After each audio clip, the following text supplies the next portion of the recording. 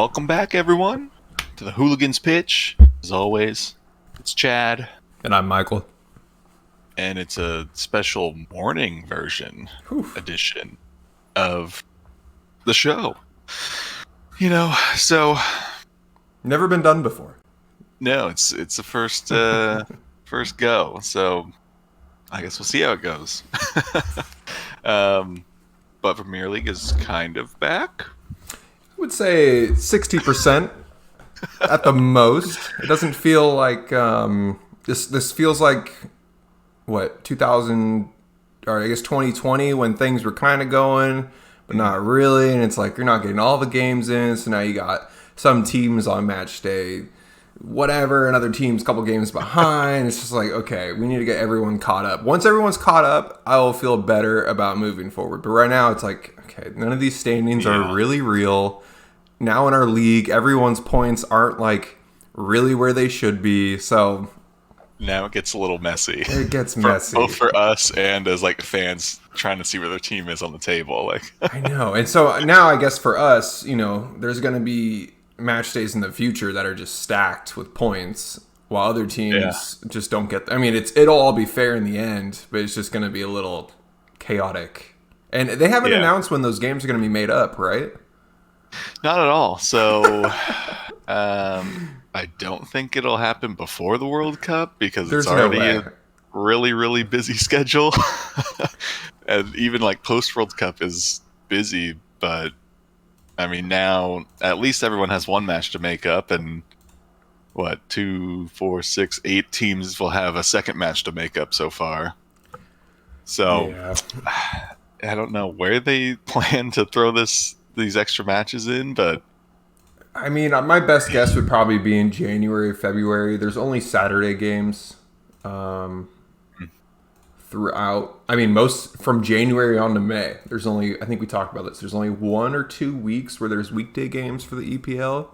Yeah. So I'm sure they'll be slotted in there. They might not be grouped together. I could see some teams having a game. Yeah. On this week, and then 4 weeks later, there's another team being played. So it's going to be kind of wild. I don't know how that's going to work. Yeah. I mean, just since we're kind of talking fixture congestion, just for Arsenal, of the 13 matches left before the World Cup, 9 of them are in October, and like they're literally playing every 3 to 4 days. All the way up to the World Cup. There's 13 matches Arsenal have from now to the World Cup? In all competitions. Oh, all comps. Okay. I was like, wait a minute. I swear I just looked at this the other day. That's crazy. That's so many. Yeah. And how many weeks is that? 12? Roughly 12? 4, 5. No, it only goes through like the first or second week of November.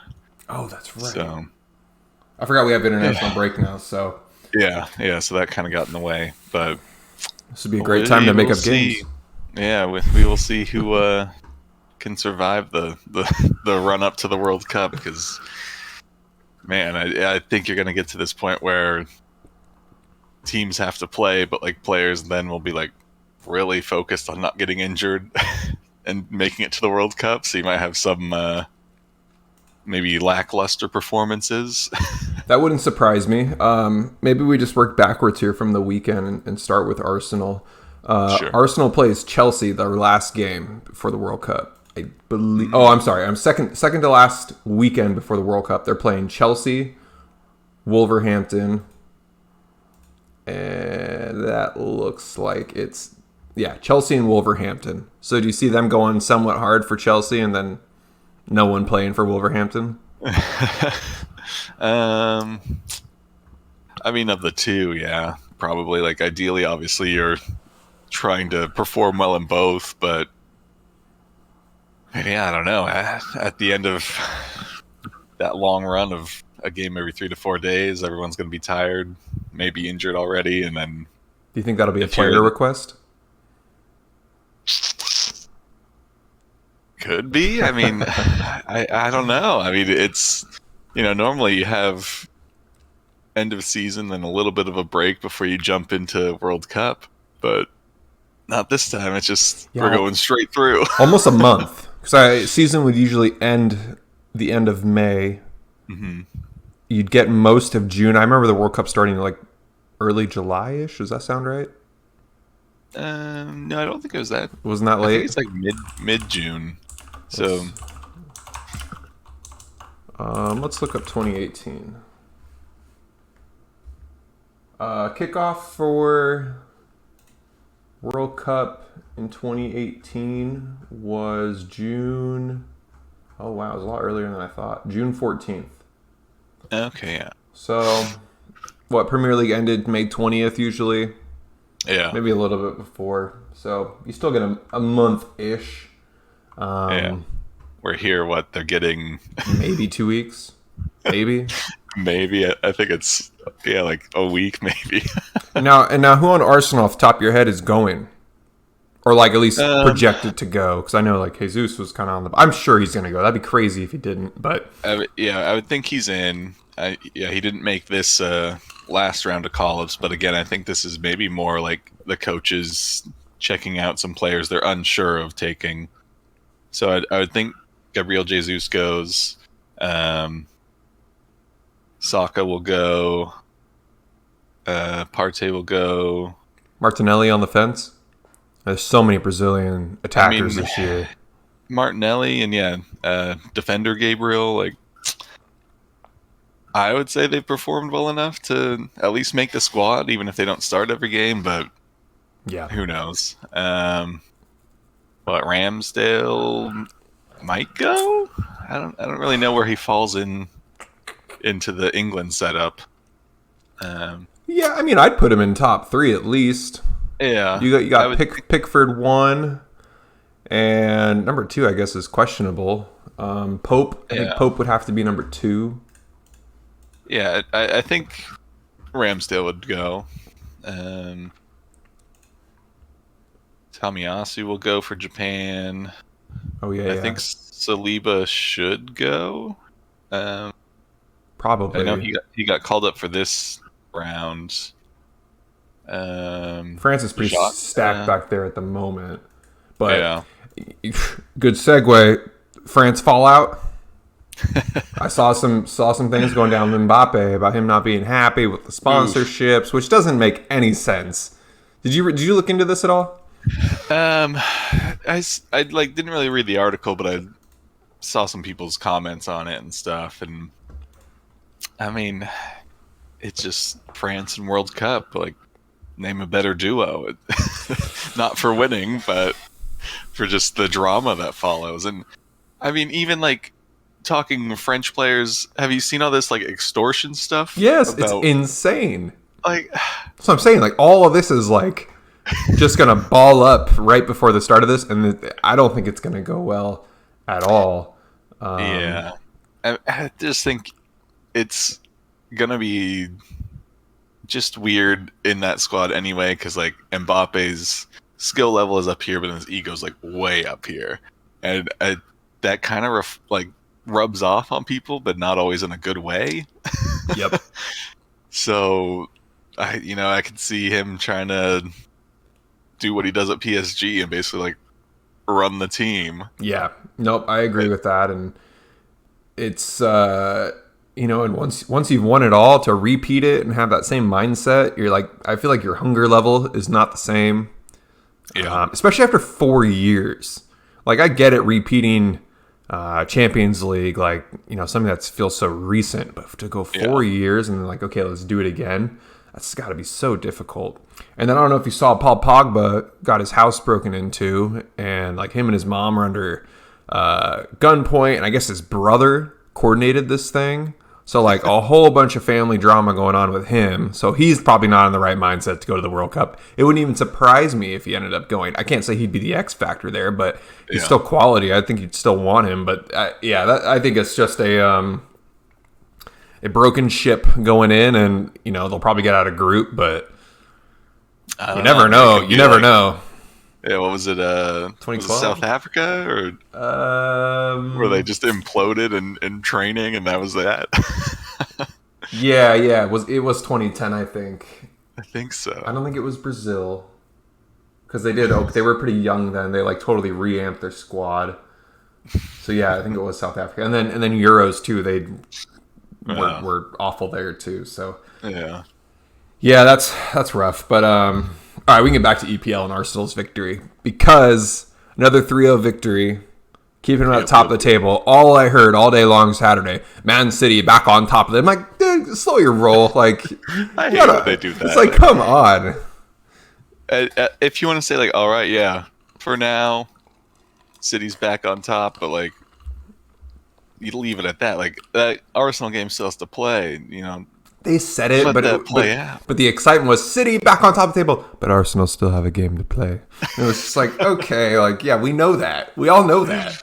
Yeah. So the bias is already there. Is this? I mean, Arsenal, I gotta say, and City themselves, they haven't had the toughest of tough games. The toughest one being probably Man U, right, which they end up losing as far as opponents go. And then City, I mean, I feel like they're just walking through teams that they should be walking through, besides Newcastle, which they probably should have walked through considering Newcastle just had a draw. Like, yeah, I mean, City still looks like City, where when they're clicking, it's just impossible to stop them. But then they do just have those weird off days where, yeah, you got lucky, you played them on that day, and yeah, you get a draw or you can sneak a win or something. But yep. I mean, yeah, as far as Arsenal, like, I'm still not trying to get into the like title contender conversation. I get like great start to the season, but it's a long season, so yeah, I'll just take it game by game. But I mean, yeah, this weekend 3-0 against Brentford. That's a pretty good showing. I mean, really, it looked like Arsenal just dominated the whole time. Like, Brentford seemed to be on just such a slower pace and would let Arsenal players just have the ball and like sit with the ball. And you can't do that against good teams because they have the quality in there to like pick out the right pass and like really just mess you up. And it's kind of what happened. Yeah, the pace they were putting on the ball with every pass, at least from the highlight that I saw, they were just the better team by a mile. And then my honorable mention for goal of the week was Fabio's. That thing was sweet. I don't think he like realized it was gonna go in. Really? Because like he kicks it and it goes in and he's still standing there, and then it takes him like a second to realize it went in, and then he's like, "Oh yeah, celebrate!" Oh, I'll have to watch it again to see his celebration and like maybe his reaction time to it, because it seemed like he knew what he was doing. But I'll go back and watch. I think he was like, "Yeah, I'll take a shot," but I don't know. I guess he just is so casual about it that it looks like he didn't mean to do it, or he just didn't realize it was gonna go in and actually went in. But I mean, yeah, that was his first Premier League debut. Get a goal on your debut is always a great way to start. And it's nice to see that he can come in for Odegaard and still kind of play that role and facilitate a lot of the play and contribute a goal himself. So, now, do you know how old he is? Oh, he's another youngin'. It's the little baby. I think he's maybe 22. I'm gonna look it up right now. He is 22 years of age. Nicely done. Nice. Yeah, he seems like a quality player to have, and maybe not starting every game, but against the Brentfords, against the lower-ish teams, I can definitely see him getting a shot. Is there anything else you want to say about your team this weekend? I mean, business as usual. Yeah, I mean, I just want to highlight again, Granit Xhaka's like box-to-box role has just completely changed him and like how he kind of interacts with the team. Like, not having to really worry about being that last midfielder and defending as much, I think is just like taking a total weight off his shoulders. And he seems to be playing like confidently, and I don't notice as many of those little mistakes that he would always make, which unfortunately then would be like an error leading to a goal because he's towards the back. So I don't know if this was always the idea Arteta had for him, but it's working now, so we're gonna keep rolling with it. The thing I noticed with him, and maybe you can kind of keep your eye out for this too, but I haven't paid that much attention to Arsenal in recent seasons. But from what I noticed, when he got the ball, he's definitely playing a more facilitator role, where he's looking for options and angles players are taking. Difference might be is that Arteta's setting him up with way more options than what it was before. I did see some highlight, I think when he got a card or it was something from last year, but like he was playing kind of on the outside of the box, got the ball, and he got like two options to make a pass. And both of them weren't great options. He made one, and then I think he gave the ball up right away, and then came up behind the guy, slid tackle into him, and then got a red card. But now he's playing a lot more central, and it looks like when he gets the ball, everyone widens out and then drives forward at these crazy angles. So instead of his two options on the left side of the box, he's getting like 7 options from the middle, which is just opening things up so much more for him. It's just limiting the potential mistakes. I know we have expected goals, while potential mistakes for Xhaka can go a long way. Yeah. I think you're right. That's playing a big part because, I mean, if you just look at last season, when he got on the ball, his options to pass forward were, for first little bit, Aubameyang on the wing, Lacazette up top, but like he doesn't really play the line. You have Saka outside and, Odegaard somewhere in there as well, but yeah, just not great options as far as like off the ball movement. Like Aubameyang's always going to want to look to get that ball over the top. Lacazette is more of playing that kind of like target man, but then he gets it. Who does he pass to? No one. He's kind of in no man's land. And Saka and Odegaard is a good bet, and that's why I think last year a lot of our play went through Odegaard. So it was probably Xhaka's like main outlet. But yeah, I mean, this year you got Martinelli, Gabriel Jesus, Saka, Odegaard, all like pushing up really well. And I guess that's kind of what you said. He has more options now to get rid of the ball in a good way and not in like a forced or like pressured way. And then where he makes a dumb pass and then he wants to win the ball back, which like fair play to him. But then sometimes, it's, whether the foul is like really bad or not, he just kind of has that target on his back anyway. He has like a 5-second fuse where if he messes up and he can do something bad in 5 seconds, it probably will happen. So maybe that's another thing. Make these long passes so where if he gives the ball up, he can't just run up and tackle him because they're so far away. That's a stretch, but you never know. Yeah, we'll go with it. And the other Sunday game we had was Everton-West Ham. I caught the back half of this game because I was just like, there's no way West Ham can score a goal. And what do you know? They don't score a goal. But Everton, they play their asses off in the back line. I was going to say, like, I just caught the highlights, but it looked like Everton was like kind of playing okay finally starting to click a little bit. Yeah, that back line is getting like the chemistry is growing. No Pickford, so that's right. My defensive player of the week is Begovic. Came in first EPL start of the season. I don't want to say rusty, but just like get in there, kid, at 35 years of age, and still young, and nailed it. I mean, West Ham hasn't been a goal scoring threat, but to just come in there and do your job and make sure nothing bad happens, that still goes a long way. He ended up with 4 saves, 1 claim, 2 punches, clean sheet. Again, no errors. So what else could you really ask for? That's what you want in a player. Yeah, that's exactly. Especially in like a backup keeper, like you want them to come in and be able to just hold it down, and it might be a messy win, but you get the win, and that's what's needed. And I guess that we should say that's Everton's first win. Yeah, that's crazy too. Stevie G was pumped. I'm sorry, not Stevie G. Lampard. I always get those guys mixed up on their crap clubs right now. Yeah, he was pretty stoked. He was definitely biting his fingernails towards the end. There were some questionable fouls that kind of stopped West Ham's momentum. But again, everything's questionable these days. And Yeah. You just never know what you're gonna get. You see Malpe's goal? Yeah.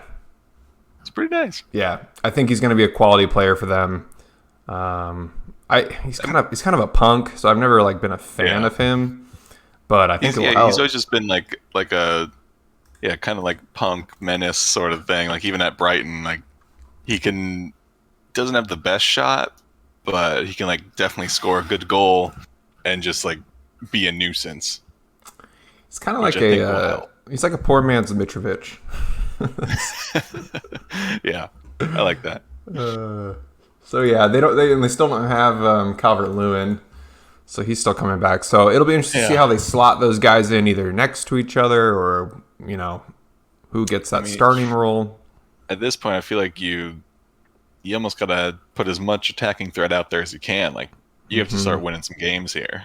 Yeah, and I bet Calvert-Lewin wants to be in there because World Cup. I mean, English strikers, like natural strikers, the list isn't too long.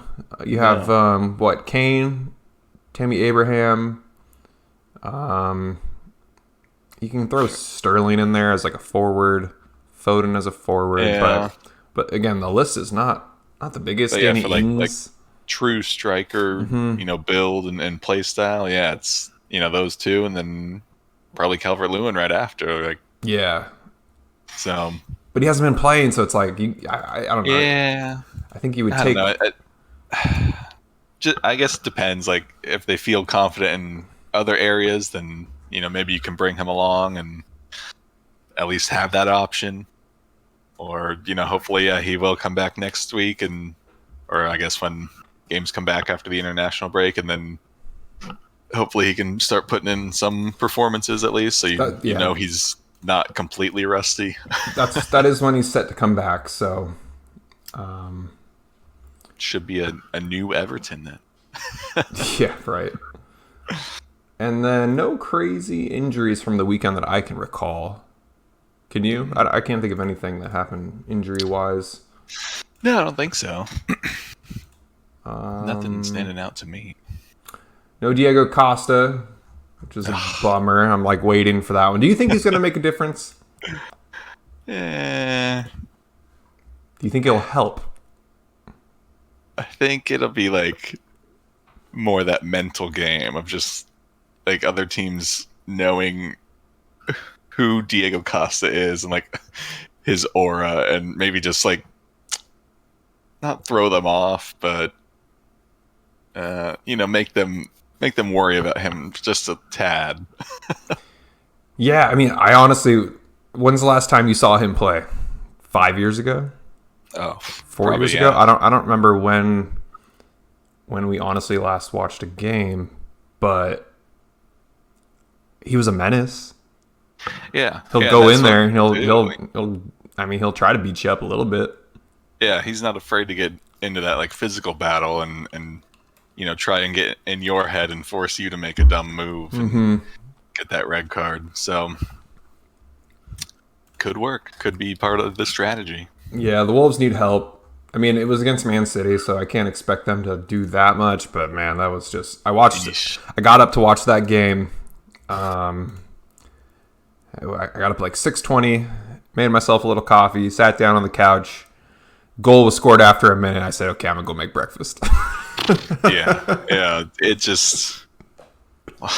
I mean, like I said earlier, it's, City just being City. Like, they're going to just steamroll teams. And, Wolves definitely made it harder on themselves with getting that red card. But...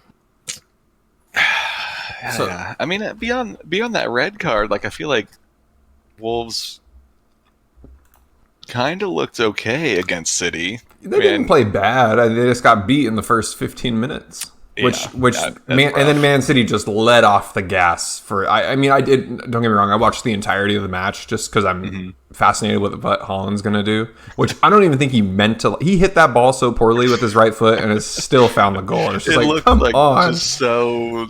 Yeah, it almost looked like the Fabio Vieira goal, just like so like casual that it went in, and it's ridiculous. I mean, yeah, that's probably more a goalkeeping mistake than anything.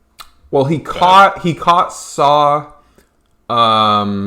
going to his left because I think Saw thought he was going to try to dribble it Like onto come his left. across. Yeah, and come across it. So maybe Holland was like thinking like Saw, saying, "You know, I'm gonna boot this to my right," because he's already. I mean, fair play to him if he thought that, but Yeah. he did not hit that ball hard, and No, yeah. I mean, hard. He hit it hard for our sake, but for Holland's sake, I watched some trainings of his where he's just banging the ball so freaking hard. It's just like, oh my goodness, I just can't. I don't know how that's possible. So yeah, he's on what, 5 games now with the goal. I think we're on 5 now. 5. Yeah, I think I'm gonna so. double check. It's 5 See that- games. Yep. Yeah. Oh yeah. Well, what, 6 more to go to match Vardy's 6 more. goal streak? I think it's very possible. Yeah, If it doesn't I mean, happen with this streak, it's going to happen in the next one. Yeah, it's gonna happen. It's ridiculous. Yeah. I mean, did you see like some of the like pundits have been talking about him and like asking him questions about like, oh, you just don't get a lot of touches on the ball. Like, do you think you need to do that more? And he was basically like, the dream is to have like 5 touches and 5 goals. It's ridiculous. You know, fair play. Like in that City team, clearly it's working. So I wouldn't be surprised if we see something close to that one game. You know? Yeah. So his next couple games that are interesting. Man City plays Man U when we come back. I'd likely see him getting a goal there. I don't think that game will be interesting. Next one is against Southampton. I think he should probably score.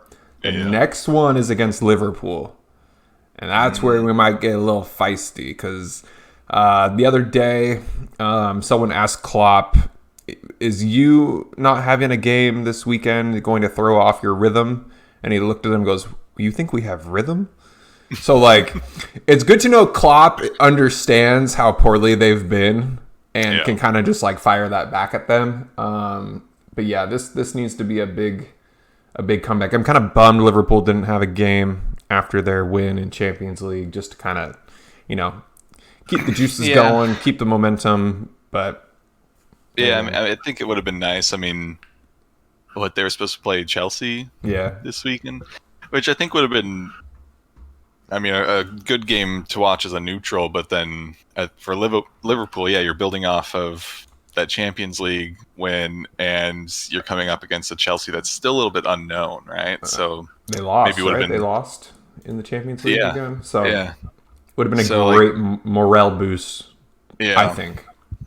So, I mean, hopefully they can, Klopp can, take the week or so and, I don't know, go watch Arteta and his motivational like light switch or like hand rub or something and try and like put that into the team because they just need a little jolt. Yep. I think a player needs to do that for them. As much as I love Salah and as much as he is a great player, I don't know if he's like a natural born leader. Yeah. I don't, and I don't want to say Sane is either, but Henderson has usually been that guy. But I think age has a lot to do with it, and him not being the best player on that squad right now. I think it will be Harvey Elliott in a couple years. I do. I think he has the spunk for it. I think he has like the drive. But he's too young to be like, come on, lads. He is the lad. I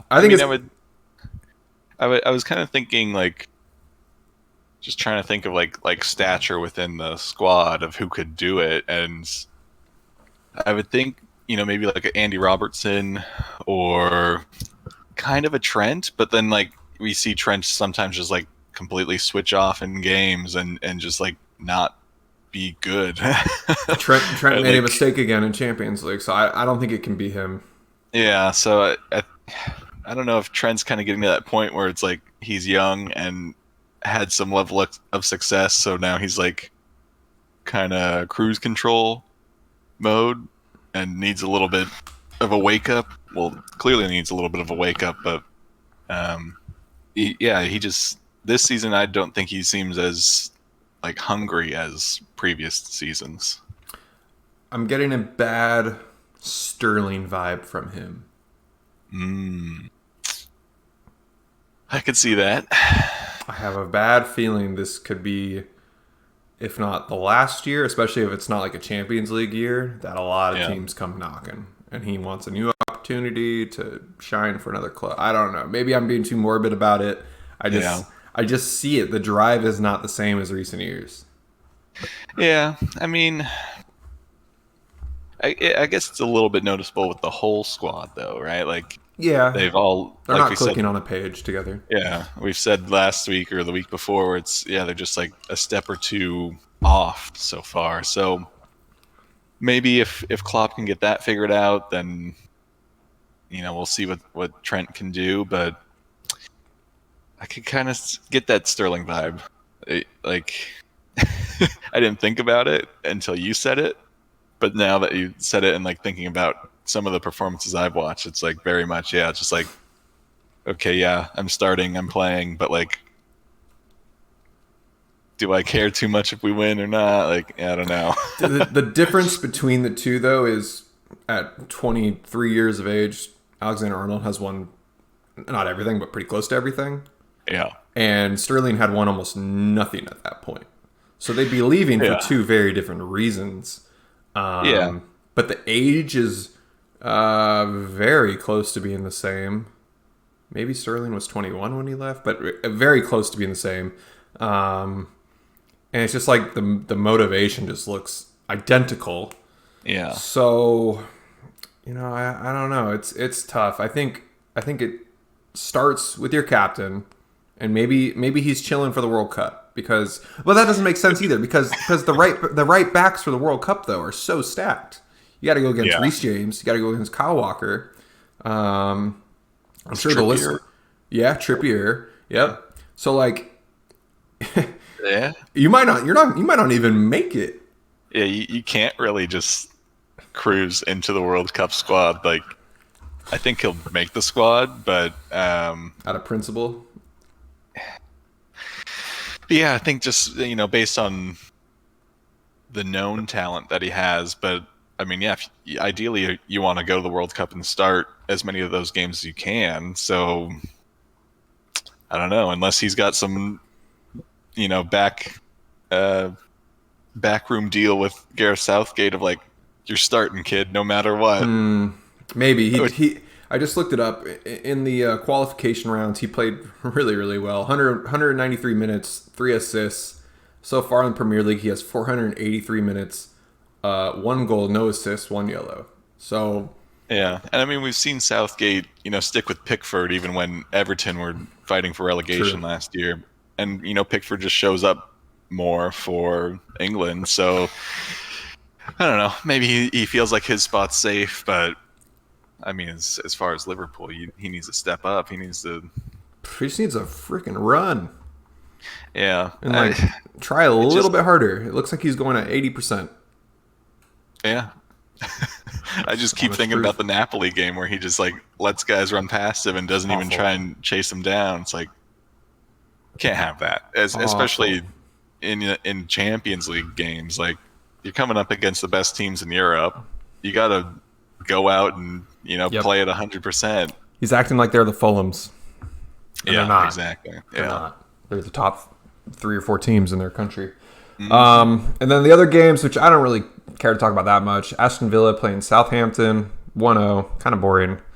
Yeah, I thought it looked like Villa clearly got the win, but I wouldn't say it was like a confident win. It was like it looked like it could have went either way at any point. Yep, I would say that. And then Fulham taking the victory without a Mitrovic goal was pretty fascinating. Yeah, I feel like that's going to be rare and few if he doesn't score and they win. Yeah. I mean, since we're here, this Palhinha's goal was one of my picks for goal of the week. I don't know if you saw it, but I just love those bangers. Like, drop it off top of the box, someone runs up and just boots it and just flies right into the corner. Oh, those are always just so satisfying. That ended up, that wasn't necessarily the game winner, but almost back. I mean, they had a 5-minute stretch of just like, let's just put it on them. That's what it took. So yeah, Forest kind of just fell apart last second. Yeah. Or not last second, but just in that time, in that window, they just like, it looks like they just got rattled, didn't know how to bounce back. So, yeah. And then, yeah, just got a little sloppy, and, unfortunately against pretty much any Premier League team, you'll get taken advantage of in those situations. Yep. And then Tottenham Leicester, I caught most of that game. Look, I just need to ask Zach, what did he know? What did he know? That's ridiculous. His comment, maybe he'll come on in the 65th minute and score a hat trick. Is there a timestamp on that? Because of when he sent that? Yeah. Yeah. So because I would love to see the time, and I'm going to post that to Reddit or something and be like, this. Yeah, he sent that at 9:15 my time. Okay. Yeah, so, I'm going to screenshot that and post it to Reddit because... And honestly, he almost predicted the substitution timing too. I think Son came on at like the 59th minute. So like, what the heck? I texted him after the hat trick, and I was just like, yo, are you kidding me? He goes, what? He goes, I'm golfing right now. And I was like, go look at the stats. And he's just like, lol. I was like, that's unbelievable. Okay, so... my goal of the week is Son's first banger for multiple reasons. He's sucked all year. Yeah. His celebration was not a celebration. It was like a sign of relief. Thank God. Just like a weight lifted off. Like, I felt like one of those. I wonder, I'm sure Conte told him, obviously I'm not starting you, but when you get in there, just like let it rip. Like, you're going to be fresh. I'm not worried about... And he brought him in when they were winning, which I think made a pretty big deal, too. But, man, that's the Son we were all looking for at the start of the season. Yeah. I mean, you would think scoring a hat trick in 20 minutes would be the kind of, revival that you needed to really get your season started. I mean, yeah, like, granted, it was, Leicester down, so they're pushing a little bit higher to try and get goals back. But, I mean, that first one and third one are just, the classic counterattack goals that we've seen Son score so often. I'd say I kind of picked 2 goals of the week. My other one was Son's second goal. Just that perfect, like, kind of the same FIFA shot, just on the other end. I know. He switched feet on him, too, which is sweet. Yeah. It's like when guys can switch your foot and still hit these absolutely ridiculous bombs, it's like, what the hell? How do you do that? Yeah. How's that possible? But then I like felt bad for a second because on that third goal, they had to check VAR for the offsides. Yeah. And like, I was kind of wondering if that got called off, like, Son was up here, like, feeling himself again, and then if that gets called off, does that, like, tank him again? Yeah, I don't know if it would tank him, but it would be like damn it, like, that close, like, to my hat trick. Yeah. Like, the keeper was mad. See how mad he was slamming the ground? I mean, yeah, you gotta probably be like... stopped it. He had a lot of body on it. Yeah, I mean, I don't know. That's just... Leicester in a nutshell, I think. Yeah, I think Rodgers is trying to do anything he can to get himself out of there. I don't know. Like, I only watched the highlights of the game, but Daka up top for Leicester, just the dude can't finish. He can't get a good strike of the ball, apparently.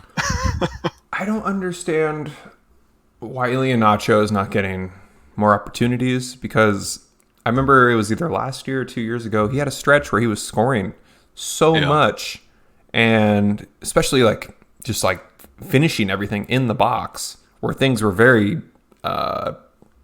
crowded and hard for him to get by somebody, and he was doing it. And now he's coming on at the 75th minute with Vardy, just like Rodgers, like, hey, good luck. You're down 4. Show me what you can do. It's like, what? That's so unfair, dude. Like, come on.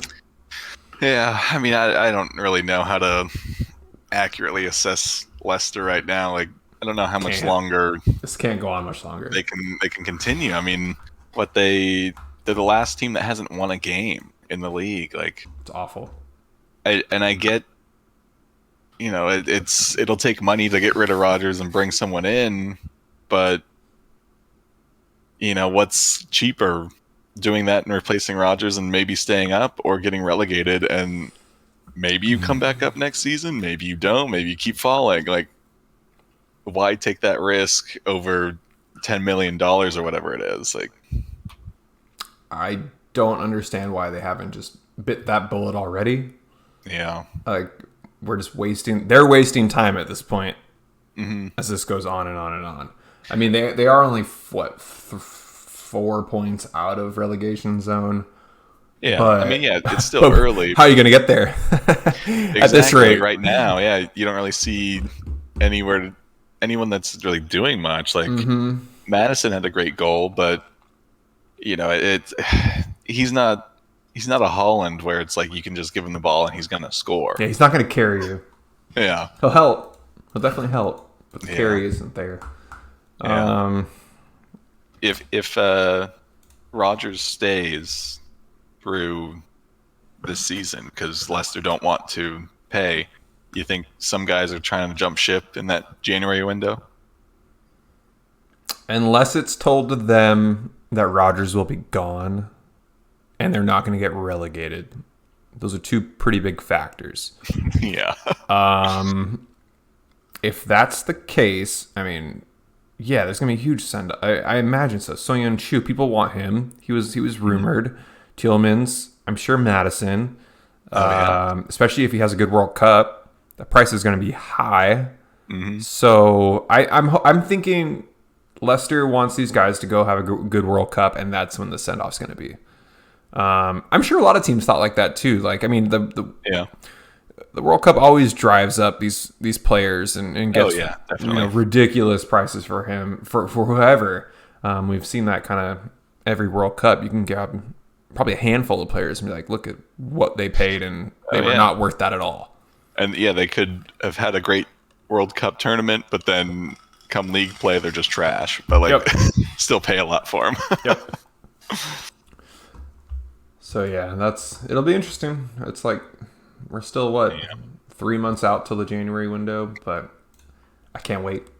I can't wait to see what happens. I think it'll be probably the most interesting January window ever. Yeah, absolutely. And then I guess the only one we didn't talk about was Newcastle drawing with Bournemouth. There's not much to say there besides you can't draw. If you're drawing Man City, you can't draw Bournemouth. Yeah, that's kind of what I noticed, is that I feel like Newcastle just didn't show enough respect to Bournemouth. Like, they came in with that mindset of it's just Bournemouth, which fair enough. Like, Bournemouth has not been great this season, but you can't go in, playing at 50% and expect to get by. So I guess credit to Bournemouth for stepping up, and at least getting a point out of it. I will say Neto is my defensive player. I was going to say 11 saves for that man this weekend. Sheesh. Some of his saves were nuts. Yeah. I remember we talked about this, saying if they want to stay up, they got to put him in. So I'm not too surprised that ended up happening. Whose turn is it to pick offensive, defensive? I don't know. I picked one for each, so... My offensive player was Son. Okay, we agree on that. Yeah. Mine was it was Begovic or Neto. 11 saves? Come on. A 35-year-old first Premier League start in over a year. You know what? I want it. Let's go. I'm going to go based off on opponent. It was West Ham, who are just not doing anything. And I got to give credit to the Everton backline more. If I could choose a defensive player of the week, it probably would have been more of the Everton backline. Yeah. Even though Tarkowski had a great statistical game, their backline was all on the same page. So because of opponents and the save count, we'll roll with Neto, and because he's old too, and we called that a couple weeks ago. Yeah. Goalkeepers prevail. That's it. Sweet, man. A side note, I watched the movie The Big Green last night. Have you seen it? Oh, I have not. Oh, fantastic film from 1995. Yeah. Yeah, you should check it out. A little Disney classic, Big Green, starring a bunch of little children. And they basically go against the top dogs and find a way to get it done. It's a Disney movie that involves, of course, the underdog, surprisingly a racist coach who almost tries to deport the other team's players. Didn't catch that as a kid. Yeah, but it's a film that you can just bust through. I did have to fast forward a little bit at one part because I like this a little boring. But once you get to the soccer part and you see how good these kids get, it's money. Especially their goalkeeper. Their goalkeeper in that movie is my favorite part. It's the kid from The Sandlot, the catcher, the redhead kid. Whenever teams are attacking, he has this tunnel vision thing where he then sees the other team turning into monsters. So they've played the Buccaneers or the Knights, and they're all turned into pirates, chasing him and stuff. And I was like, well, I've seen that fear before. I get where he's coming from. So that part always makes me laugh. So yeah, quality week. Do you want to do a match 5 before we split? Sure. Yeah. You got anything good? Can we go on the top of your head? I did not think of this, so let's see. We can do a quick one.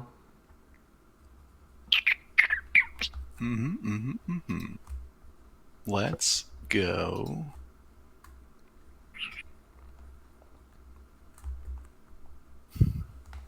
I don't know. I'm blanking. Okay. I'll hit you with the first one. Okay. So I thought about it last night. In our lifetime, as far as we've been watching, footy and paying attention to it, give me the 5 best national teams you've ever seen play. Okay. Well, I guess it's my top 5. Yeah. The 5 best I've seen play. Okay. All right. Deal. Yeah, I'm working on it.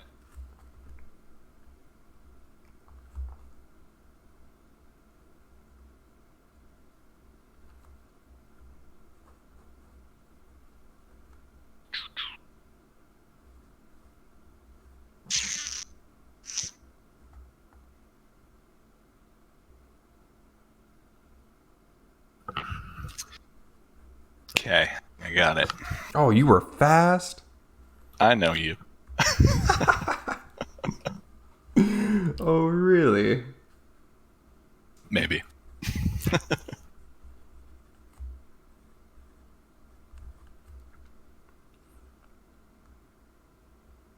See, now I gotta think a little bit.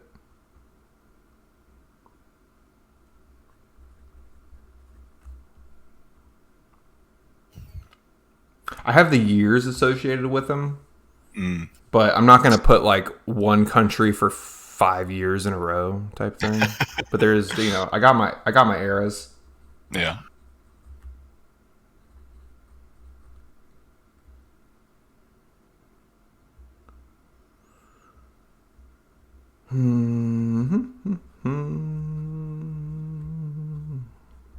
Okay, I'm good.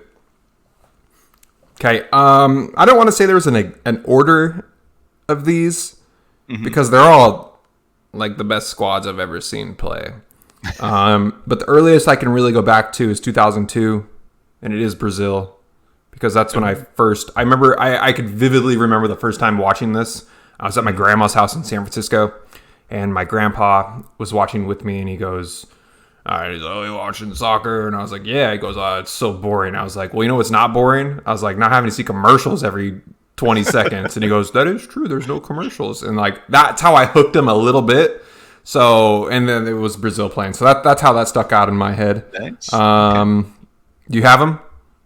No, I almost did, but I didn't know you were going to go that far. Yeah, I went back. That's the earliest I went because that is one of the first memories of ever watching the World Cup for me. Yeah. Okay. Second one is Spain, 2010, and I have 2010 to 2012 because that era was crazy. That team was so freaking good, so stacked.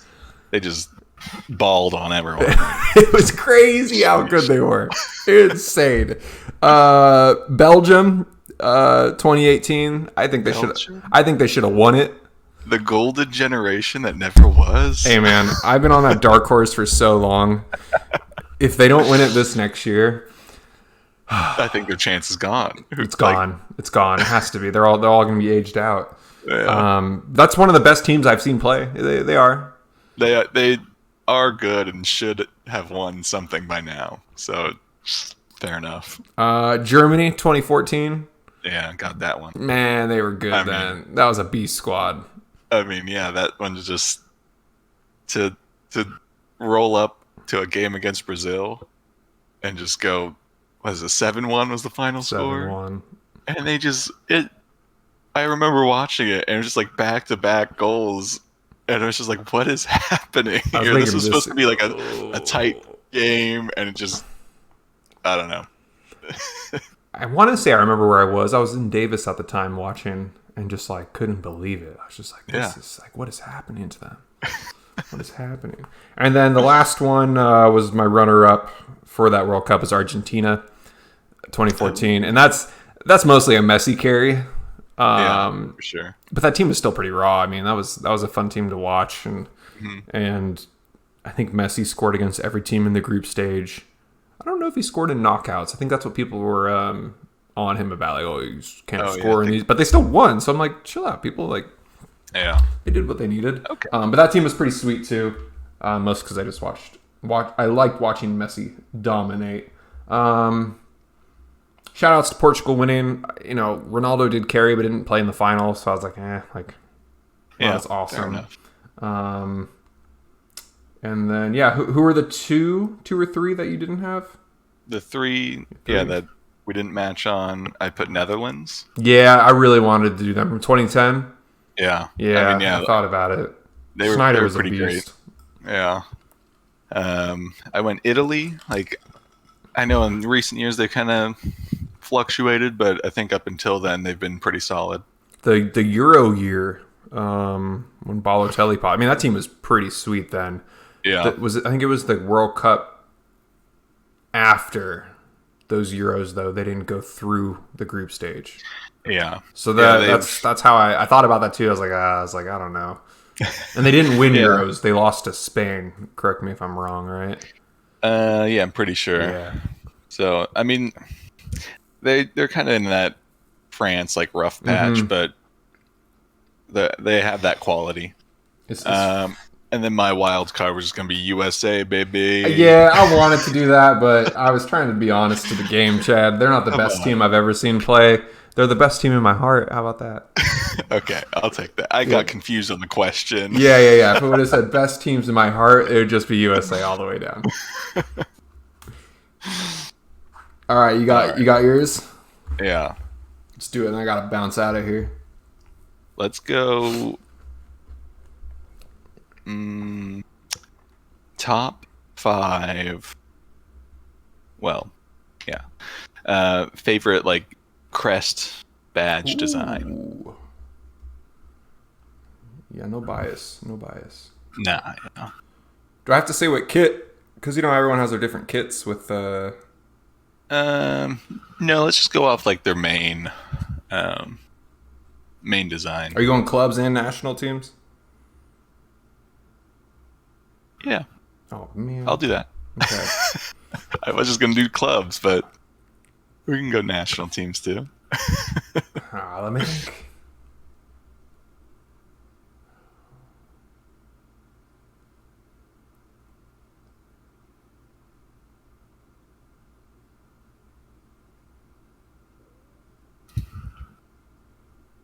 Dang, this is tough.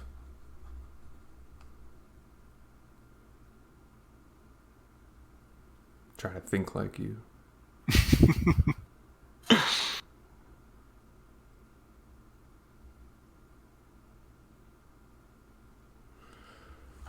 me think.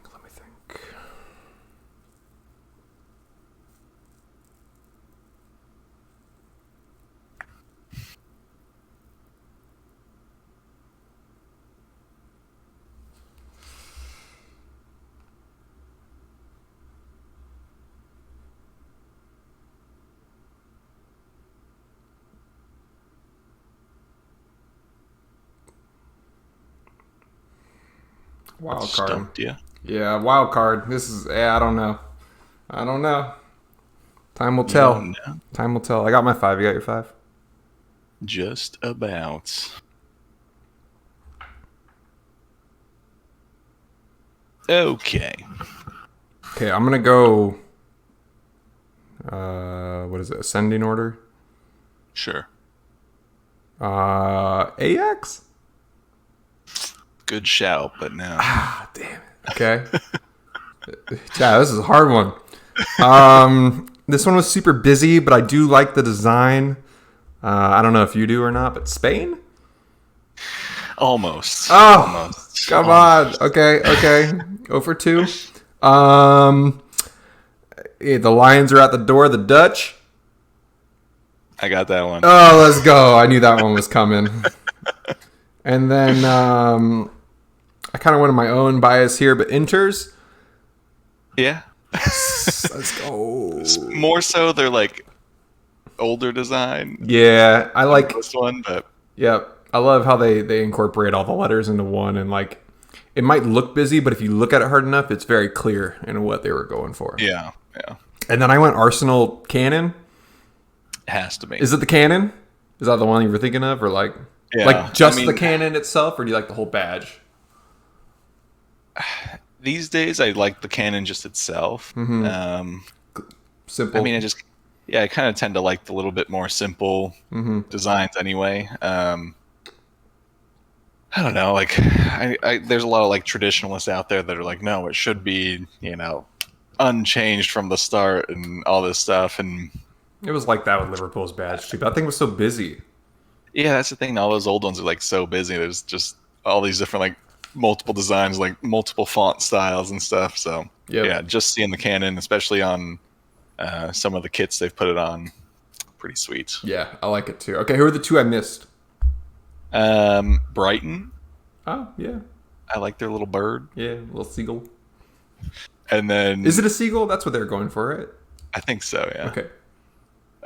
And then I really like the Wolves badge. It's just I like the Wolves badge too. It's just like simple but like clear of who it is, and not trying to be like the Juventus badge, which is just like a J. Like that's boring. But the Wolves one, nice and clean. That's my ultimate team kit. So yeah, I like that. Well, Chad, you got anything else more to say here? No, I think we pretty much covered it all for our 6 games this week. Yeah, half of what we're usually getting. Yeah, we get a little break again, and then hopefully every game will be played that following week. No more postponements. Yep. Yeah, if we do a cast this upcoming weekend, I'll let you know. I'll be a little busy, kind of running around, but if something comes up that we need to talk about, we'll get together. But if not, maybe we check back in 2 weeks, take a little break, and see what's going on. Yeah, sounds good. All right. Yeah, sure. All right. Well, Chad, it's been a pleasure. As always, on the morning edition of Hooligan's Pitch. Coffee instead of beer today. Yeah. Just got to remind everyone, we weren't popping beers. I don't think we mentioned that at the beginning. Today was a coffee and Gatorade morning. That's what type of day we're starting with. Whew. Nice. All right. Well, you have yourself an awesome Tuesday, and I'm sure I'll talk to you later this week about anything that comes up. All right. Likewise. All right, Chad. Have a good day. See you later. Bye, everyone.